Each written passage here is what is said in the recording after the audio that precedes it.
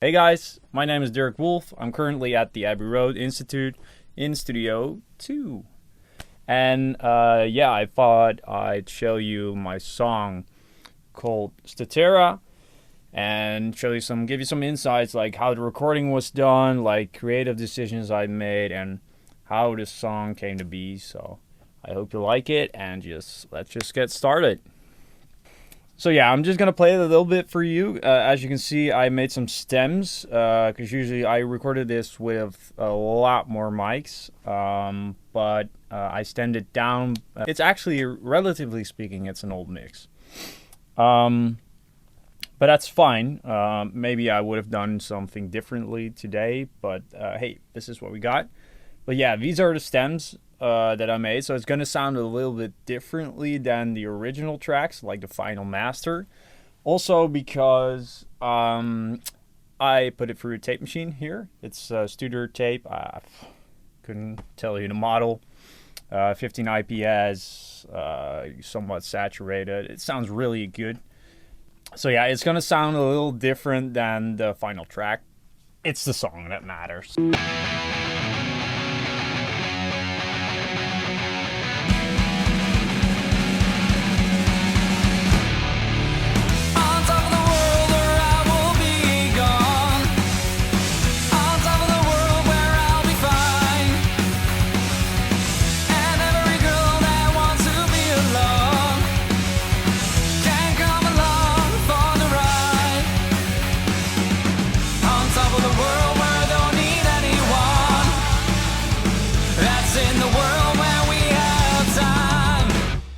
Great. So yeah, that's a little part of the song. Let's just see what the individual elements sounds like. The song was like recorded maybe a year or a year and a half ago at a completely different place. I still used back then I used to live in Groningen. Now I don't. I live like in the big city.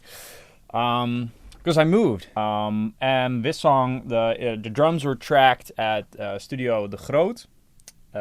Owned by the one and only Sander de Groot. And not only did we record it at his studio, he is the drummer on the track. This was in like a transitional period of the band. My old drummer, Rens Bult, great drummer, great dude.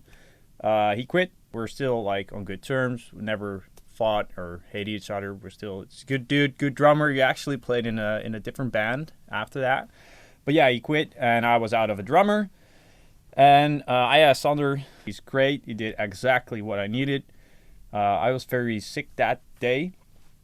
And we weren't doing it with the two of us. It was also with Bart Kruisinga, who was one of the engineers. We engineered it all together. But yeah, he was like running the board at his studio. So I think we had like Neve pre's or some SSL pre's like these, like the SSL that we have here, with some API, whatever technical stuff that nobody cares about but nerds like me. It wouldn't surprise me if it was like the snare was like a Tama bell brass type of snare, because that's what I was going for. Sander really knows how to get like a good drum sound. These are the drums, and they're gonna again sound a little different than the track, like the final master.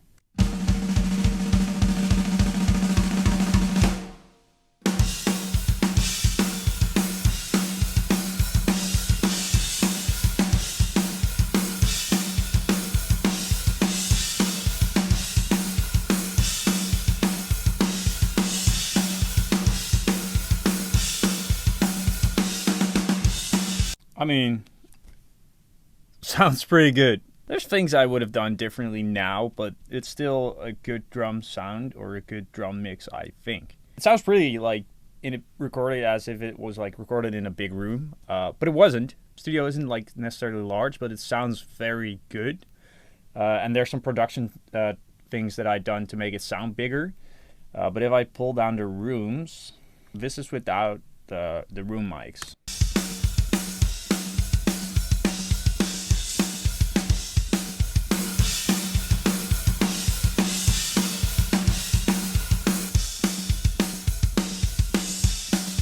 There's still some ambience that I put on the snare, and but yeah, the rooms, yeah, you can make a small room sound big. Let's pull out the kick. In the sound of this song, I was really going for like a modern, like sounding type song. I just want to do modern stuff. I don't want to do stuff that has already been done a million times. Now, I'm not saying this is the most unique ever recording, but no, I definitely want to go for a modern, like a Nickelback recording, like a Nickelback sound without like sounding like Nickelback, because we're a little more nuanced and a little less, you know, alpha male type stuff. What am I saying? Here's the kick.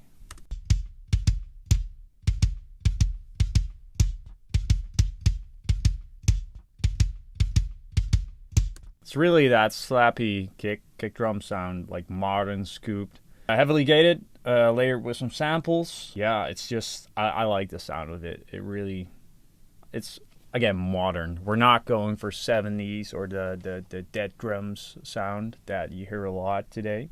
Recorded with an ATM 250 that Bart had, and maybe a 47 FET style microphone from me, maybe. And I think we put in the D12, but I ended up not using it. We have the snare.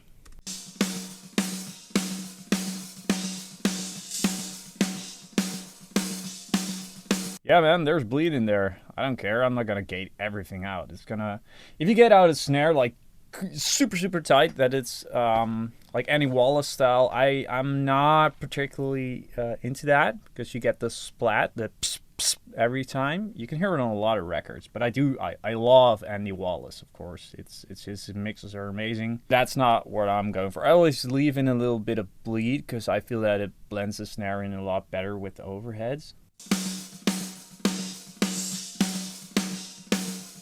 It's really, I probably like ran it through, like, again, I'm an SSL guy, SSL EQ, 1176, some saturation, maybe a DBX 160. I wouldn't know. Like, it's been a while, you know. It's been a while since I first saw you.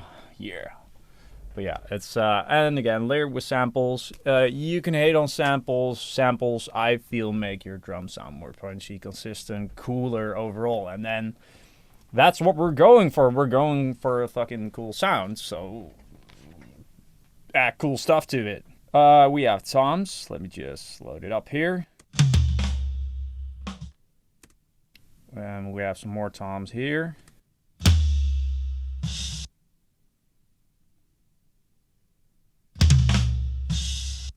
Yep, the snare is in there. Really scooped, modern. What can I say? Like scooped, probably saturated it. I love Saturn, the plugin Saturn 2. It's like all over my mixes. It will probably be on here as well. Audio Technica mics from Bart. I love them. ATM, whatever mics. I believe it or not, I tend to use E604s on toms. There's a lot of cool tom mics. I like 421s, some tom mics, not always. Definitely not if it's like dead tight drums. Makes it sound very papery to me, and it needs a lot of EQ. So I like the more scoop, modern sounding mics for this sound. I wouldn't put this on a 70s track. Like, no, of course not. Then I just use 421s.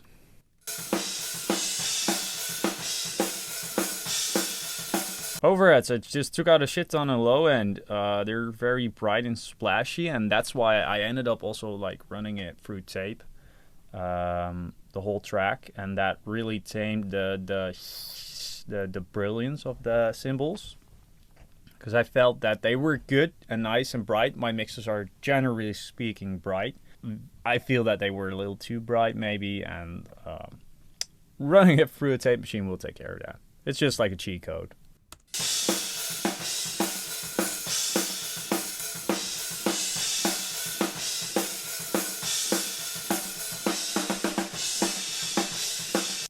Okay, so these are the rooms.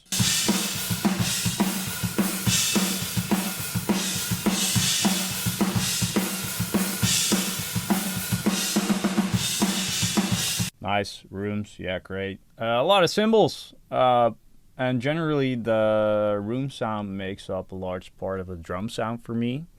Sure, I make the kick and the snare and toms like punchy as fuck and pull them up front. But rooms just give all the drums character. A mid-side in front of the kit and maybe a mid-side in the back of the room. I think that's what we did. I use ribbons to take care of the brightness, a little more to smooth it out, have a little more darkness in there. Just work with whatever you have. It still sounds cool. Then the drum sound changes sometimes throughout the song. I have it stemmed down here, so let me send this out for a minute.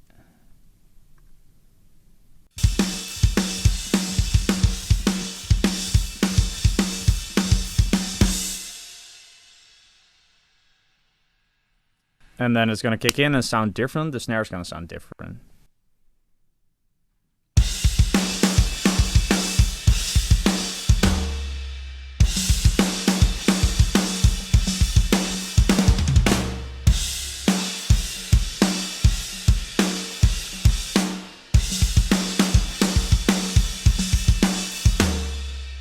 Yeah, the snare becomes more aggressive. I think because what I do is after every session, the recording session, I have the drummer play his kick a couple of times, a couple of philosophies. Same goes for the snare. I can use that as multi-velocity drum samples with trigger. And then I process that, and it blends in a lot better with the actual room mics. And then you can bring up the room sound more without bringing up the cymbal sound or process it differently. Sounds more aggressive in there. And yes, these stems sound a bit different than, because I think this is the correct stems, but I wanted to show the individual parts. I do have the project of the mixing when I was mixing it, but I don't have Pro Q3 anymore. I have Pro Q4, and then nothing makes sense anymore because it doesn't work. The plugin doesn't work, and then so we'll have to deal with it. And that is what you do when you're an engineer. You just deal with stuff. It has a lot more low end. And back then, a year and a half ago, I wasn't necessarily the best in bouncing stems the correct way, because that's why they sound different. But yeah.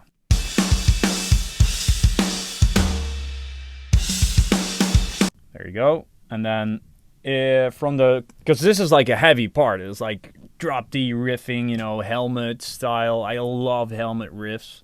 Yeah, I let the snare come up dry when you're going back into the verse.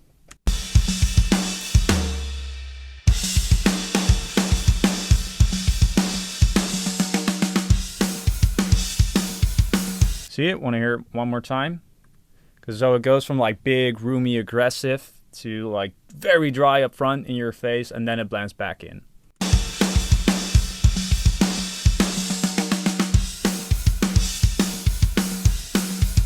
That's the drum moment, so it pushes the drums in your face at that moment, and it creates a build up towards back into the verse. Here we go, head out.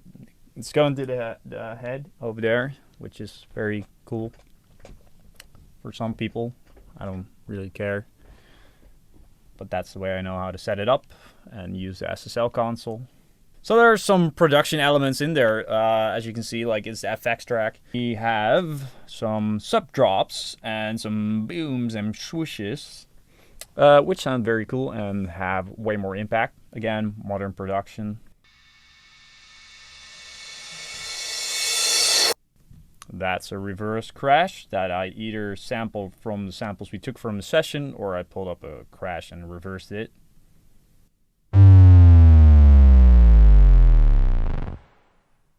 There's reverb on that sub drop. It's called a sub drop because it's all subs and it drops in pitch. We use it live without the reverb, and then it's if there's a massive subwoofer on the PA and stuff, it's you see people going, oh shit, and that's really cool. We also like doing it the massive sub drop. It's awesome. But if you have crappy PA, it's just just sounds really not impressive. There we go. You can steal that sub drop from me, but in Logic or whatever, you can make your own sub drop. Take it. I don't care. You're gonna have my sub drop. Cool. Be creative. Okay, the thing that everybody's waiting for, the bass. Because we're a duo and I do bass, I modify my guitar. The bass and the guitar are playing at the same time. I have my ways of doing that. This is what it sounds like. And I'm going to take a sip of water.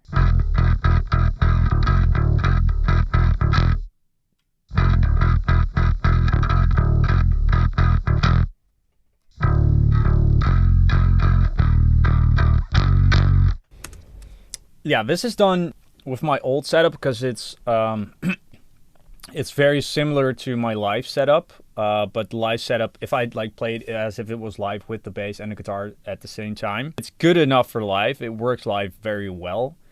But in the studio, you want to just track it separately. So it sounds somewhat crappy on itself, but it works in the mix.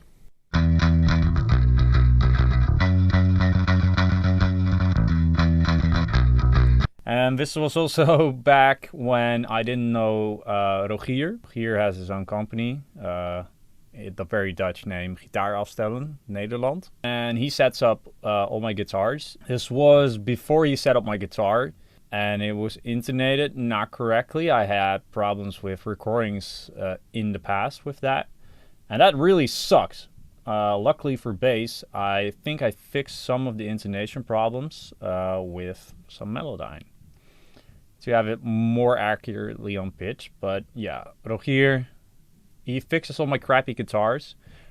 People like, after the show, like other guitar players come up to me like, wow, you guys sound so sick. Wow, what's the guitar? Blah, blah, blah, blah. And like, yo, my guitars are cheap. My guitars are like really cheap and shitty. Rogier makes them sound or makes them play a lot better for me than they were. He's just great. I'll link his stuff in the bio or in the description. Because, yeah, if you want to get your stuff set up, shout out to Rogier from Gitaar Afstellen Nederland. He saved some shows. Like, I had shit not working. And he, like, at the same day was like, yeah, I'll fix it. And he fixed my guitars, my crappy guitars. That makes them play better. So, we have guitars. Let me just pull up the guitars.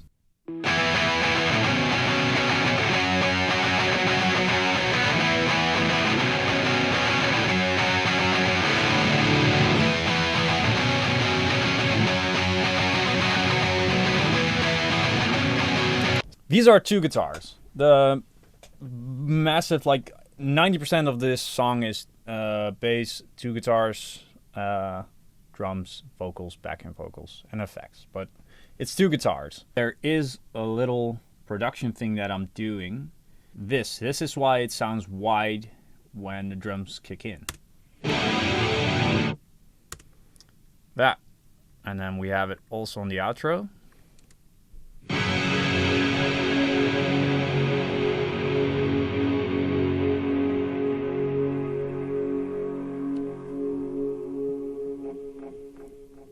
That little part in the end is like me, like my dumbass moving my guitar. Let's be upfront, that is very 90s. That's just Nirvana, Alice in Chains, whatever. It's like massive chorus, flangerist type stuff. There's some like stereo spreading going on. I don't do a lot of stereo spreading on my mixes. I just do good panning and make things small and then pan them really wide at one point so that it's relatively larger. But this has it, and I do it on elements that are not crucial to the mix. Like, those guitars are nice, and if they collapse it to mono, if it sounds like ass, it's fine with me, because it's not, like, the main thing.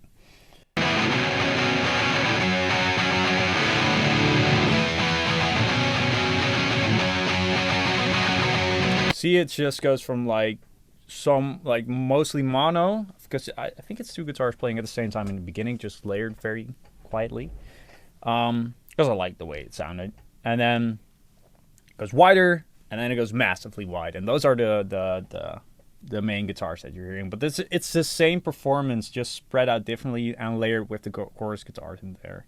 And then we have like a little switch up here.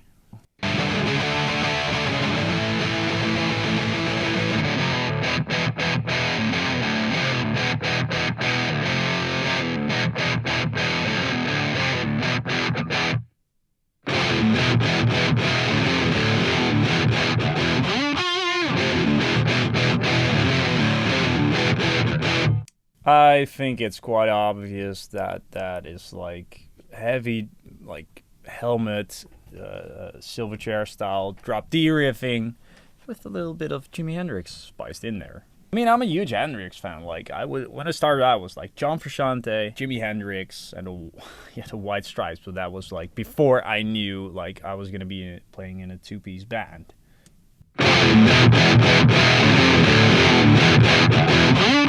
It's Jazzmaster with EMG pickups and Epiphone Black Beauty. One is on the left, one is on the right. I don't care. Jazzmaster is a Squire. I just need a guitar that plays, does what I need to do. I'm not very picky. So we got vocals.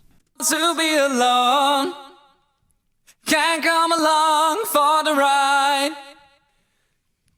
On top of the world where I don't need anyone. That's in the world where we have time. Pretty cool, right? It's two vocals down the middle.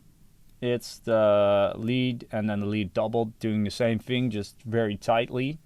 I will be gone. On top of the world where I'll be fine. And every girl that wants to be alone. Down on the curve, the mountain seems so high. I peaked in the valleys of my life. On top of the world, barely made it out alive. Wish I could turn back the time.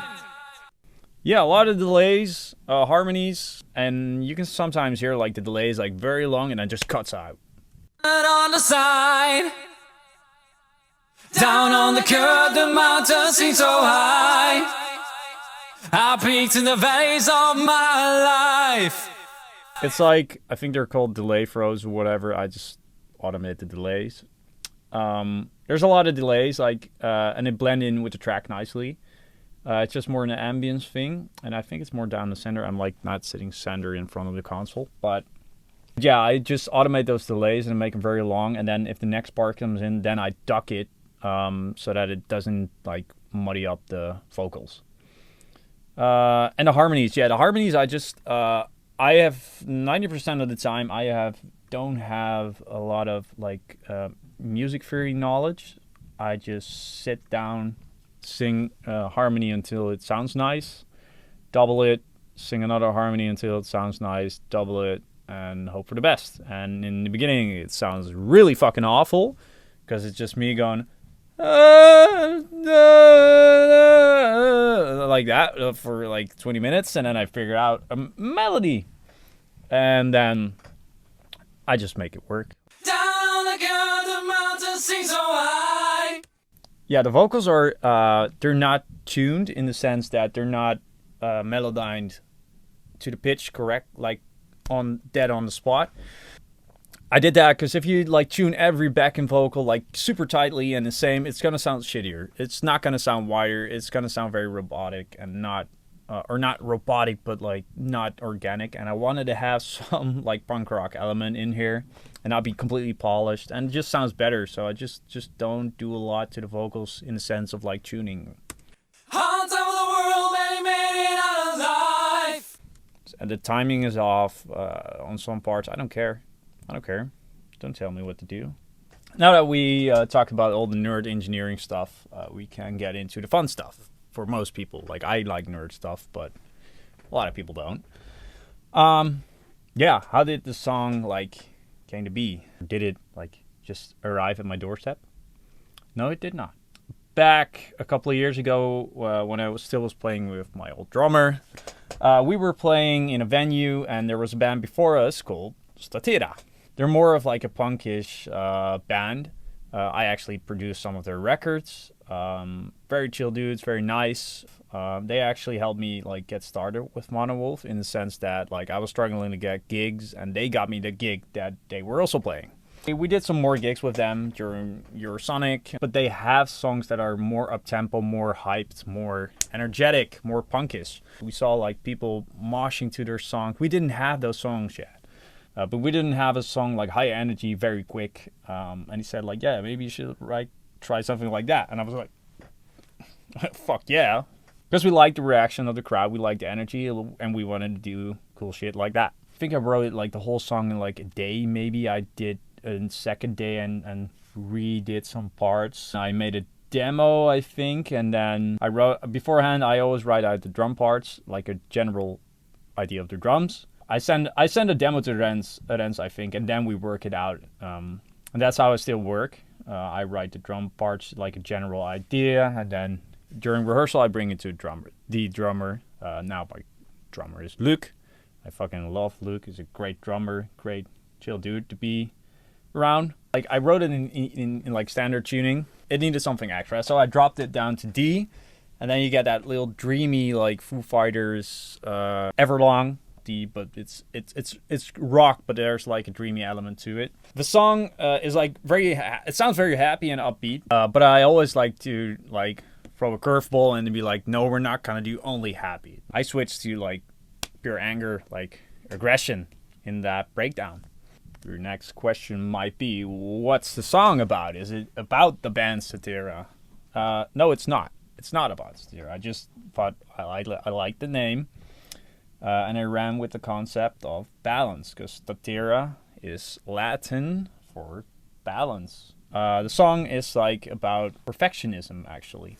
Perfectionism can be useful if it's balanced in a way. Like you have high standards, but you're not like so inclined to meet those standards that you're like not happy until you reach that point. I did that with everything. This was not good, no. And over the years, I learned to tone that down. I'm still like somewhat perfectionistic. Like I listen to the mix, I'm like, oh shit, I could have done this better, or now I could have done this better on vocals, or especially with music. I remember being jealous a lot, but not wanting to admit it. Like I had friends in bands when I was like younger. Friends of mine were in bands and they were doing pretty decent. And they were just having fun, and they were like doing shows, and I was like, my band wasn't working, we were not having shows, and then the band broke up. That sucked, and they didn't have shows, and I think I was quite jealous of them. And then that was like, yeah, but they're not as good as I am, or my band was. Why are they playing there? You know, I should be up there. And that's such a stupid attitude to have. Like, people doing well in the thing that you want to do well is not gonna. That doesn't have an impact on you. Like, just let them have fun. Yeah, those jealous thoughts of like, I want to do good, but I see people around me doing good, but I'm not doing good at the thing that I want to do. And I had such a ridiculous standards. Like John Frusciante, the guitar player of Red Hot Chili Peppers, I think he joined the Red Hot Chili Peppers when he was like 18. I was like, yeah, when I'm that age, I need to be like that. I need to be a prodigy. I am the prodigy, but I should be there. I need to be world famous and successful by age 20, and that's good luck. Maybe you maybe you do it, but that's not a very healthy way of living. And I was like beating myself down, like, oh, I'm not doing it, I'm messing up, I'm a failure, I'm such an idiot, blah blah. I was just ruining my life because I wasn't meeting these like standards that are impossible. And I've seen that throughout the years. I've seen that with a lot of people that I'm around. Those people, they suck to be around. Like, it sucks.